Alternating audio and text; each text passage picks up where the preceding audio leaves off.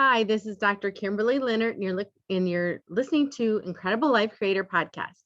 My guest today is Dr. Dana Neacsu. Dr. Dana Neacsu is board certified by the American Board of Internal Medicine. She completed her residency in internal medicine at Inglewood Hospital and Medical Center, affiliated with the Icahn School of Medicine at Mount Sinai. Dr. Neacsu is one of the few practitioners in Atlanta who completed the Kalish Institute Advanced Functional Medicine course, and she is currently using this treatment protocol for treating various conditions, including adrenal fatigue. Dr. Neacsu opened her own practice in Atlanta, Medical Creations Integrative Medicine, to better treat patients' root medical issues instead of just focusing on their symptoms. She is also the author of her new book, Tech Tools for Brain Health, available on Amazon, and she is a national and international speaker. She developed a unique program, Peak Performance, that addresses brain and physical health. Welcome to the podcast, Dr. Neacsu. Good morning. Thank you for having me. So happy to be here. Yes.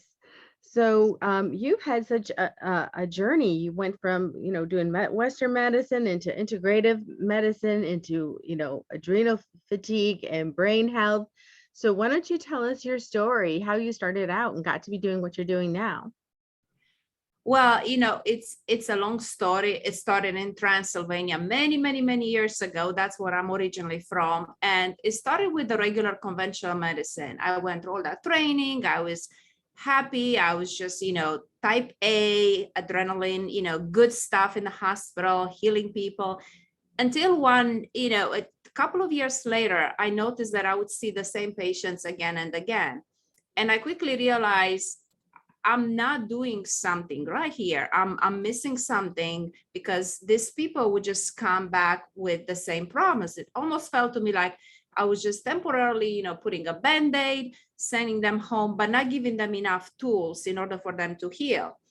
And honestly, I kept thinking about it, but it took me, like with probably for a lot of women out there, it was the aha moment was when my daughter was born. And then suddenly it clicked with me that I have to think about what she's eating, where she's sleeping, what's around her. And as I'm seeing her grow and she's healthy and she's not getting sick, I start thinking, wow, this is the key. This is what I have to do for my own patients in order for them to actually heal. And then the next moment I realized I have no knowledge. I had no knowledge about that. And it's sad, but there's certain gaps in that conventional medicine education that we get. So I went back to training. I'm fine with that. I thrive in going back to school. And I study with Andrew Weil and numerous other physicians and nutritionists. And that's how the integrative medicine concept came to me, and later on my practice. It's about using the best from both worlds, right? It doesn't have to be black and white. It should be what you need right now, what keeps you safe, and then also dealing with the underlying cause and not just handing you a medication. Here you go, Kimberly, you can just take this, everything will be fine, because it will not be fine, as we all know. So that's kind of how it happened for me. And that's what I'm doing right now, combining these two different approaches. Beautiful. So what interested you in going into medicine in the first place? I was probably 5 when that topic came up. So I do not remember much. All I know is I always wanted to be a doctor. And all I remember is playing with this cute stethoscope toys that a very kind family member brought me. We didn't have much money back then, and I was so happy to have them. And from that moment, I could not think about, I cannot go back and think about anything else that I would rather want to do. Now I could probably say, yeah, I see why, because I enjoy, talking to people. I enjoy helping them. I can connect with them easily. It's not sometimes easy to be part of their healing journey, to be part of their pain, to be part of their suffering. But there's no other place I'd rather be, so I'm happy that I made the right choice when I guess I was 5. Mhm. And how did you get from Transylvania to Atlanta, Georgia, United I know States? that's a long one, right? And I wasn't flying, I'm not a vampire, so it's not that. So for doctors, there's a whole path that takes a couple of good number of years to study. But there's a path where you will take all the exams that any medical student would take here, and then you go through interviews, residency, which I completed in New Jersey, and then you just become a doctor. So it's kind of a hard but clear path, for doctors to come here. So that's how I ended up here. Well, first in New Jersey and then in Atlanta. Mhm. Mhm. So what are the main things that people come to see you for? Oh gosh, there's so many things that could go wrong these days, like gut health, autoimmune diseases, hormonal imbalances. But I think more than anything, what I see these days, and I've seen it more and more in 17 years old, 20-year-old, that group age, is just the mental health. And I don't want people to think about mental health just anxiety or diagnose depression or anxiety. It's that tense, multitasking state that we all kind of live in these days because of, it hasn't been easy for anyone that I know. I don't know about you, but it's just been crazy. So that's, I would say, they're the most important topics for them. And where would you start with these people? Do you start with their environment? Do you start with their diet? Where do you start when someone's in that state? So we do a little bit of everything, because for almost every person, I look at you and I see, a beautiful puzzle that's right now just a bit off, right? So we have to address the food, the nutrition. We have to address your sleep. We have to look at your environment. So it's a bit of everything that we're kind of working on starting week 1. But I would say the main, most important thing that I start working on right away, and I tell them to their face, is learning or teaching them how to deal with the stress, with that high cortisol, high anxiety, high functioning anxiety for, type A people out there. And because what I noticed, I would sit down with them and I would try to talk about how they should eat better or how they should sleep better. And you clearly see when somebody is overwhelmed and their mind is like a continuous chatter, it's hard to understand. They see it as just another chore and they're overwhelmed. So what I've been doing lately is really adding something like neurofeedback. It's that right behind me, the monitor behind me, right in the beginning, because with this, I have a better chance to calm down their brain just enough where they can actually see the truth. Like, hey, I've been going like crazy for 10 months, especially for women. We are the worst. And I just cannot continue this way. I need to stop. I need to take care of me. But you need that moment when the water is suddenly clear so they can see. Well, that makes sense. And, I look at, for example, a young mother, she's taking care of her household. She's taking care of a husband, one or more Absolutely. children. Many of them are going to work on top of that, or they have their own business and they're, waiting for the children to go to sleep so they can go and work. So there's seems sometimes no time for sleep, which is so critical. So I see where you can get really overwhelmed with just those things, and add to that what's been happening in the world, and add to that any other thing that could be coming along, like outside, like for example, drama from other parts of the family outside, extended family, or from work, or from whatever. And so then you sit them down and say, okay, you need to change your diet. And they go, oh, how can I possibly do that? When I'm gonna do Right? that? Yes. I don't have time for one more thing. I'm not even sleeping. How am I supposed to do that? Yeah. So first you start out by calming their brain with a neurofeedback, just so they can even be open to looking at something new. So how does Absolutely. that neurofeedback work? So it's an interesting concept because what happens, I would attach the electrodes. If you ever heard about the word EEG, that's kind of similar to that, because what it does, it records your brain waves. Nothing goes to your brain really. All I do, I'm recording your brain waves, and then through my software, I'm suggesting a calming frequency. And while we're doing that, they would be watching a feedback. It's almost like a video game on that monitor behind me. And there is a stuffed animal like right here. I'm going to show it to you.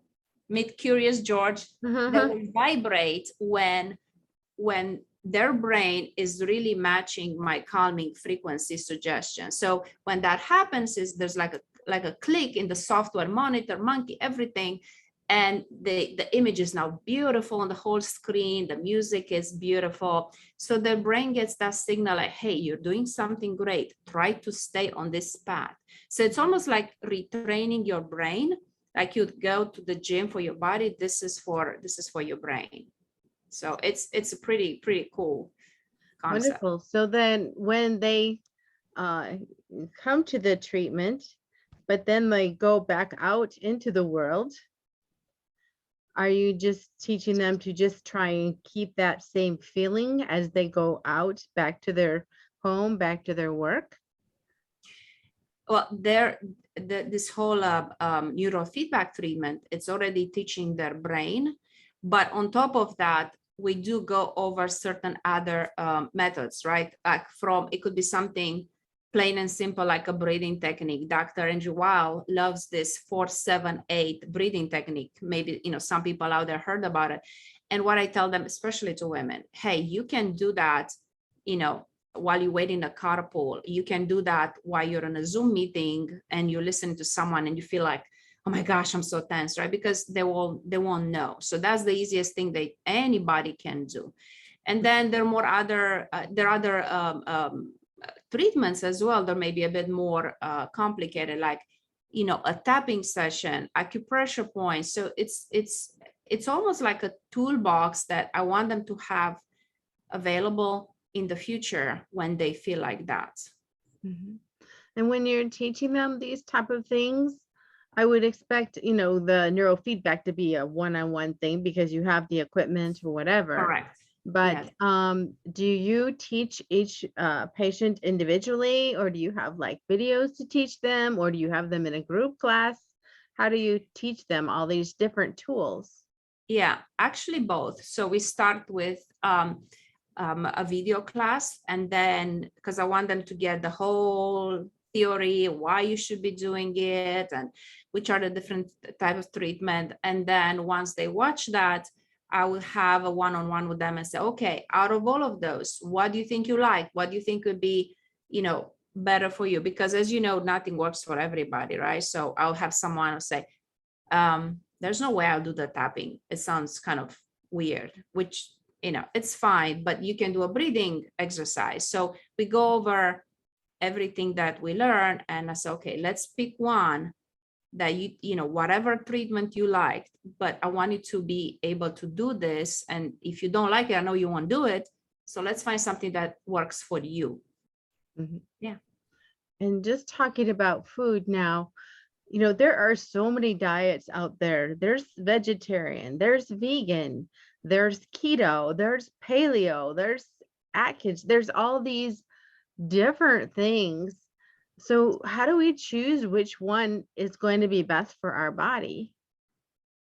It's and you're right, because everybody said, oh, my neighbor did that and it was just great for me. But the truth is, yes, nothing works for everybody. So I would say it depends on your current clinical condition, or whatever your health might be, right? If you have diabetes, if you're dealing with some weight gain, there could be help for you by doing the keto diet, at least for a short term. Or if you have something like autoimmune disease and you have eczema and you have a lot of skin weird rashes or weird joint pain, then something like the elimination diet would work. I'm a big fan of that, because with that, you actually not only, you'll be able to feel better within the first couple of weeks when we get rid of pro-inflammatory foods, but also when you put them back on your diet, you will be able to tell once for all what's actually bothering your body, and not just a food allergy test that might be or might not be accurate.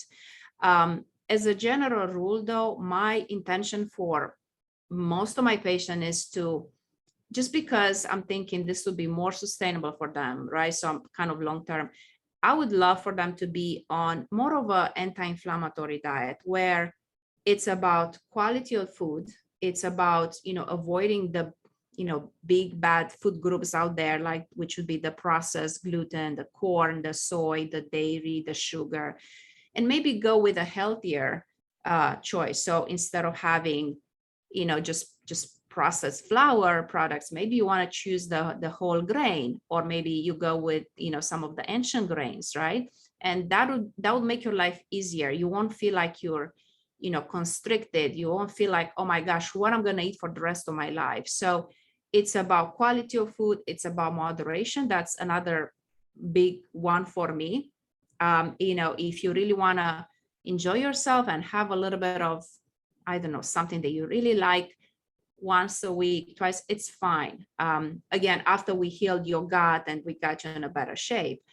But I think telling you, oh my gosh, Kimberly, for the rest of your life, you cannot possibly touch this food, you'd be like, go away. I'm not coming to, it's hard, and we're humans. And, willpower, I love that concept, but I know by 7 o'clock, mine is almost gone. And it's like, okay, let's be practical here. And again, for women, you're trying your best, and you're trying, and you're almost there. And then 9 o'clock hits and somebody else screams, or, there's a whole another drama going on. And then you're like, that's it. Where are the cookies? Where is the, right? So it's about, really, to me, planning and making better choices without you're completely missing out, and you have to be like a little soldier every single day. Exactly. So negative things can come to us from all over, from outside in the world, from family members, from people at work, from foods. There's so many things that can come in. How do we keep ourselves, I guess I'm going to call it, clean or free of these things, so that we can enjoy our lives? I always encourage my patients to go through a checklist, right? Whatever comes to you, it will be, first of all, more like the material world, right? It would be water, air, whatever you put on your skin, and food. Those are the major, so environment and food, those are the major things that I want everyone to think of, right? And you don't have to install a super expensive whole house water filter, but you could get a small one that goes under the sink, or even the one that's, on top of the counter, and make that water, or, a bit better. Or you can have a filter, an extra filter in your house. And in terms of emotions, to me, that's the hardest part, because most of the time it's, it's work, and then it's traffic, and then it's family. And obviously with that, it's harder to control what's coming in. You never know when you get that phone call. But what you can do is right away, after you hang up, after you finish that conversation and you feel like your heart is racing already, that's when I wanted to use one of the, little toolbox methods. So it's a proactive approach. You cannot wait until 10 o'clock to do that. You have to do it right away. So we've been talking about some kind of solid things, some tools, which foods to eat or which ones to avoid. But what about mindset? What about how do we train our brain to think about the things that we want and to go in the direction that we want, of health, of feeling good? How do we do that? Exactly. That is so important. And, I used to laugh when people would say, think positive as a young adult, right? I'm like, yeah, but it's proven that actually can change the anatomy of our brain. It's called neuroplasticity. So it's super important. And it's sometimes it's easy to wake up and you feel good and you're ready to go. Most of the times you wake up and then something else happens. So you have to, again, to be proactive. And there's steps. Let's say starting your day with maybe that quick breathing exercise, it already sets up those hormones and those neurotransmitters in the right order. So you kind of start with a, peaceful mind, and that's going to react better to whatever's going to happen throughout the day. Number two, I think it's for a lot of us, it's expectations. We all sometimes have this idealistic view of the world that everything is going to be beautiful. Everybody's going to be, in good mood. That's not going to happen. So I think changing the expectation to, I realize some crazy things will happen today to me, but if I can just focus on staying calm, doing my, whatever you want to do, let's say breathing exercise, that will get me through the day. Mm-hmm. And I would say number three, when everything else fails, instead of letting your brain run away and become anxious, I would say listen to something. If you cannot, in other words, if you cannot be positive right now, put on some, listen to a podcast, listen to someone else who's actually talking about beautiful, positive things. Listen to some music. So feed your brain right away with something that's good, that's positive, because then your brain will focus on that versus your brain focusing on your thoughts. And, those might not be the greatest at that moment. Exactly. And do you ever have your patients go out for a walk or be in nature? Because I know that's one of the things with my day. Like this morning, we're up a little early, but after this, I'll go outside and I'm going to go for a walk, because just being outside helps my brain relax. Absolutely. You're so right about that, because people would think when I tell them, for example, right, we bring up meditation, that can be such a scary word. And I would say meditation for you might be different, because if the walking part makes your brain quiet down, stop for a second, and you're suddenly able to enjoy, the smell of the forest or the beautiful, fall air, whatever it is. To me, that's a form of meditation. I really don't care what people do if they can just stop that chatter and if they feel like their body's calming down. So for me, is reading, or taking hot bath. For some people, it's walking. For some people, could be prayer. For some people, it's just, maybe cooking. A lot of people find that relaxing, right? So everybody's different. You don't have to be in a corner in this position for 40 minutes to call it a meditation. Just do whatever you can for as long as you can. I just want you to be able to stop your brain for 5 minutes, whatever you can. Exactly. And I've been doing meditation for quite a while, but I have found that there are days when I do the meditation and it's working well and I'm sticking with it. But there's other days when my mind just going to chatter no matter what I do. And then there are days when I start the meditation and I fall asleep. And then I wake up, 30 minutes later. And, I've been told that, well, that just means you needed to sleep. So, we really just need to listen to our body and also, Yes. See what it is that we need. Yes. And, if you fall asleep, you know what, that's great.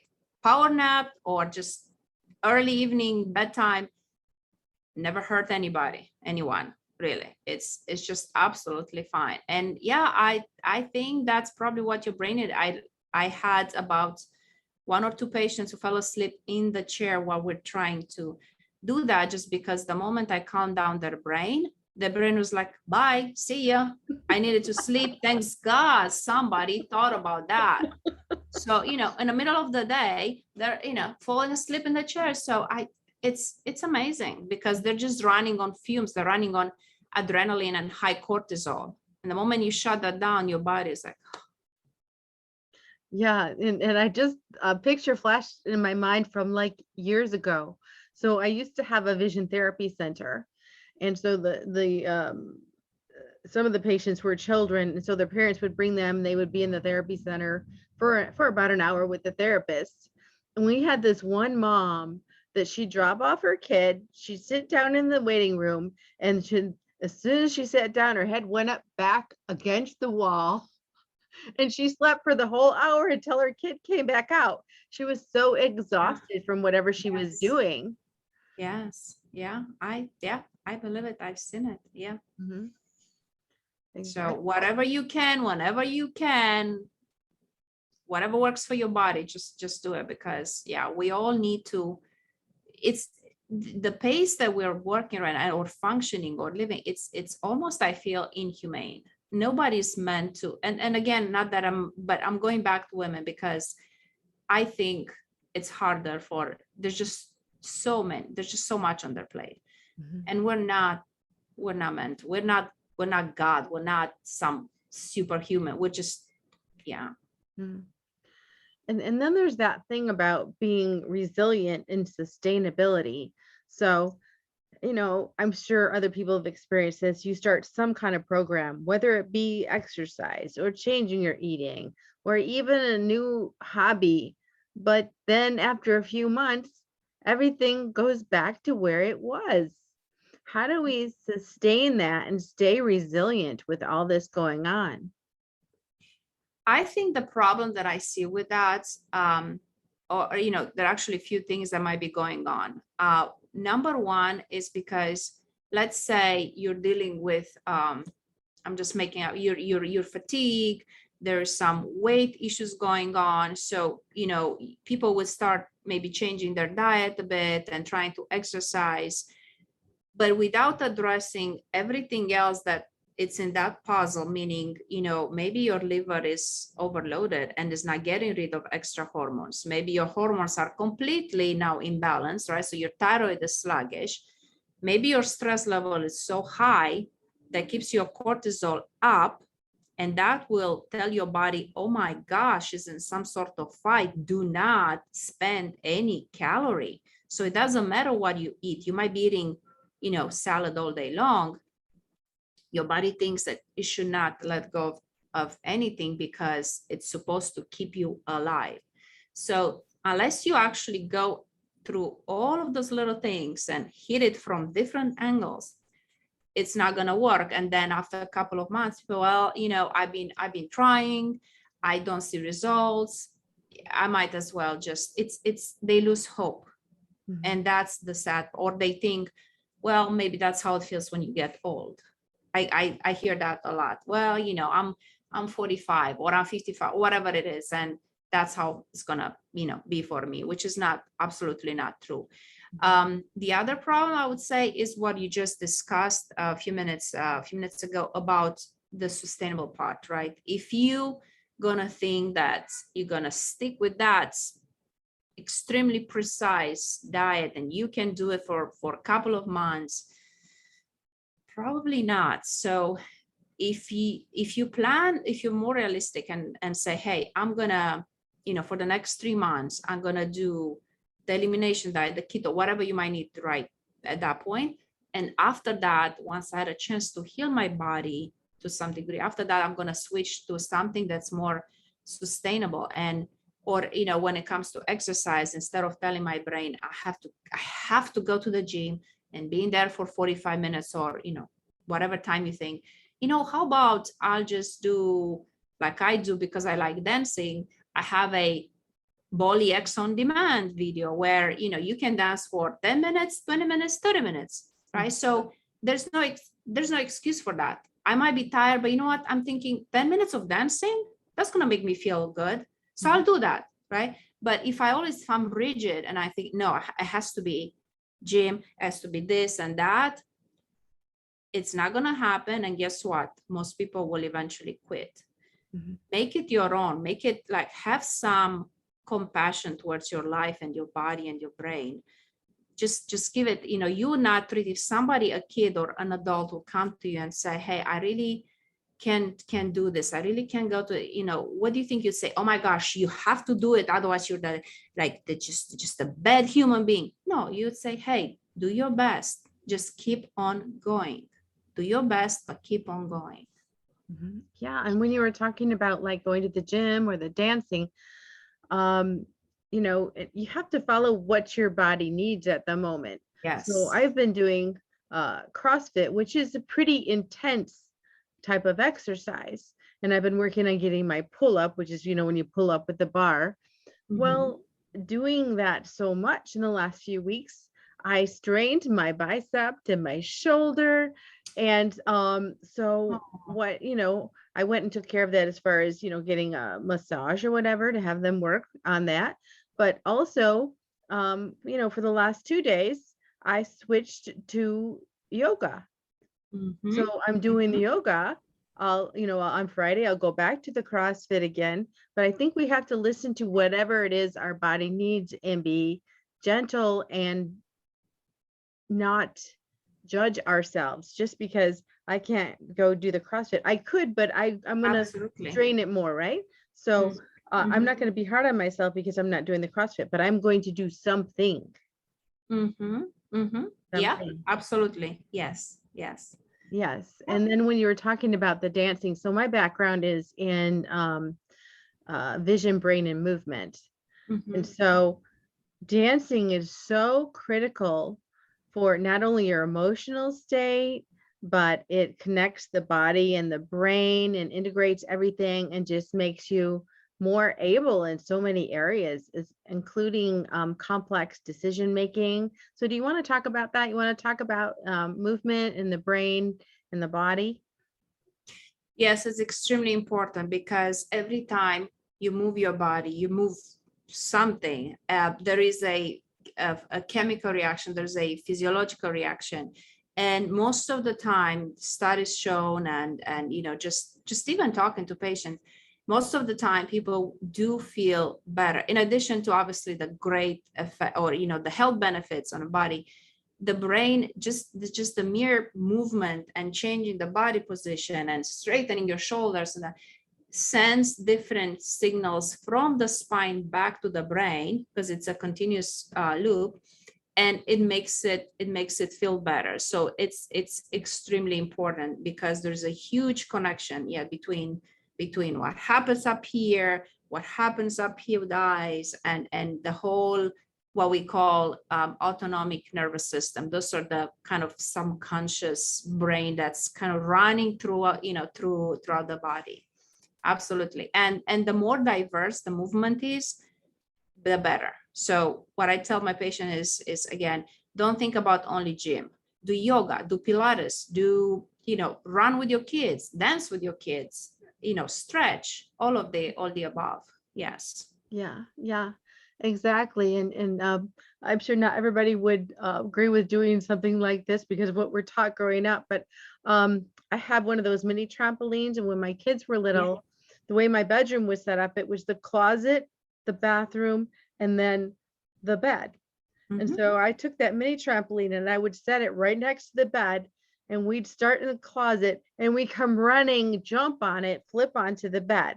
Yeah. Which is so silly, but my kids loved it. It was good exercise and we were having fun.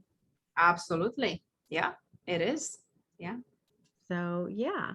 So, tell me some stories. What are some of the things that when people came in, you were surprised or you had to go in a different direction with them? So you look at them and you think, oh, this is what's going on, but then you get into your testing or your blood work or whatever, and you discover something new. And how did you pivot? Any stories like that?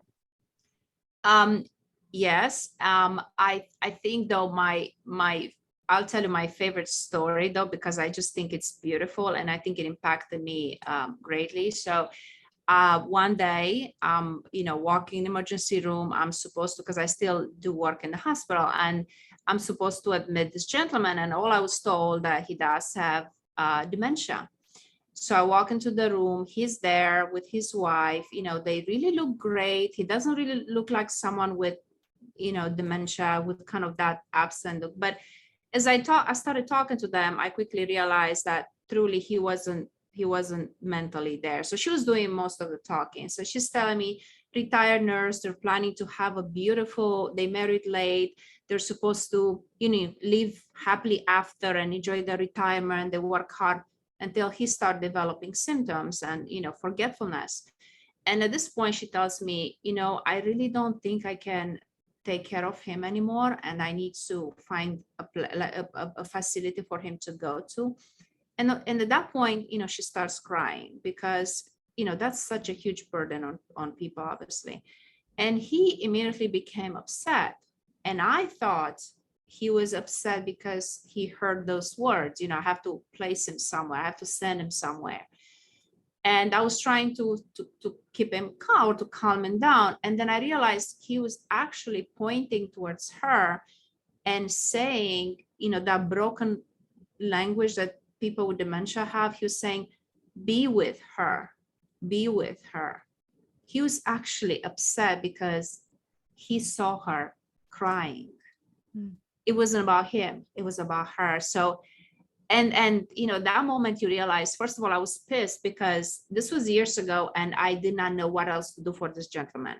So I felt like, as a doctor, I was frustrated, I felt helpless. Now I know much more than that, and I'm helping people. But in addition to that, I felt like, wow, this is such a moment where you realize that love, how they tell you love conquers all, it does. Behind all that, mind is almost gone. Beyond all of that, his love for her was he could still care for her. He could still feel her pain. And that to me is just one of the best, probably the best moments or the best lessons that I've ever witnessed. Love does conquer all. Beautiful. Thank you. Yeah. So tell me about your services and what you're doing now. You are actually in Atlanta?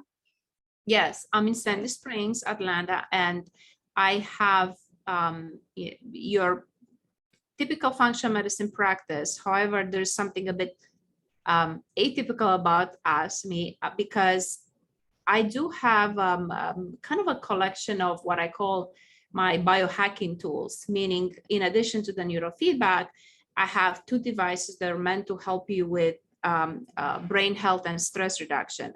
I have a total body infrared light. I have a vibration machine, because I do think that most of the time people do need that, in addition to education and supplements and testing. And what my passion is to catch people right before things go south. So, you're still performing, you're still doing okay, but you start feeling exhausted, you start feeling kind of irritable, you can't sleep well, you're fatigued. That's the moment where, if I can get people to understand and see themselves kind of like a very expensive car that you have to take to a shop from time to time, if I can get them to understand that and get them to come see me or any of my colleagues and, go through a bit of testing, make sure your vitamins are in order, make sure your hormones are, balanced, make sure we do a couple of sessions of this. It's like, it's maintenance. I don't know how to, one of my patients put it like that. Oh, it's like my Jeep, doc. Yes, it's like very expensive, one of a kind, the only one you're going to have ever car. So you better maintain it. But so that's what I want to do more in the future, because I think it's easier to prevent, and it's easier to fix small issues versus waiting for too long. Yeah. So that's what I call my peak performance program, because it's all about getting someone in great shape. Wonderful. Now, are you seeing patients locally? There's some people that still don't really want to come into the office. Do you see anybody virtually? Yes, absolutely. Yes. Even before COVID hit, I would have, a few patients here and there that might be out of state, and And of course, now with the rules being a little bit more lax, absolutely. Telehealth is it's going to be, I think, big part of our future, no matter what we do from now on. And it's great because it gives people opportunity to connect, whereas maybe, it would not be easy for them to travel to, Atlanta, Sandy Springs, or, they might not need a very close one-on-one. They might be okay with, education, all of that online. Yeah. Yeah. So you can still do, so are you like ordering blood tests and things like that to assess people, especially if they're not in your presence? Yes, there are a number of functional medicine labs that I work with. We do blood testing, saliva, urine testing, stool testing, genetic testing, all the above. And most of the time by now, the blood testing is actually easy because many times they use a dry blood spot. It's kind of like a finger prick. And, you just send it. So it's much easier these days to work with pretty much everyone. You just send them the kit and they'll do it and ship it. It's easy. That sounds really wonderful, because usually once or twice a year I go and get blood tests and they take 10 vials of my blood, and I'm like, that is just so much blood. Do I have any left? Yes, it does feel like that, isn't it? Yes. Yeah. No, these are really highly specialized labs. They're, just it's amazing what we can do with just a bit of drop of blood. Wonderful. So if people wanted to connect with you or contact you, what's the best way? My website is www.mcimatlanta.com. Our phone number is 678-732-9065, or they can just email us at info@mcimatlanta.com. All right. Thank you. And just a personal question. Absolutely. What gives you the most happiness and fulfillment in your life at this point? Besides my job and being with my patients, it's my daughter, and seeing or trying my best to raise her as a good, resilient person and happy. That's what I want her to be. And she's 14, so now she's a teenager. So God help me. Yes, definitely. So, well, thank you so much for being on the podcast today and for sharing your wisdom. I just really appreciate it. Absolutely. I enjoy it so much. Thank you, Kim. Yeah. So one last question before we finish. What is your best advice on living an incredible, amazing life? Learn what you can do. Don't think you can do it all, because you're going to drive yourself crazy in the process, and rely on people that you can trust and that they can help you. Beautiful. Well, thank you so much. Thank you. And we'll talk to you again soon. Absolutely.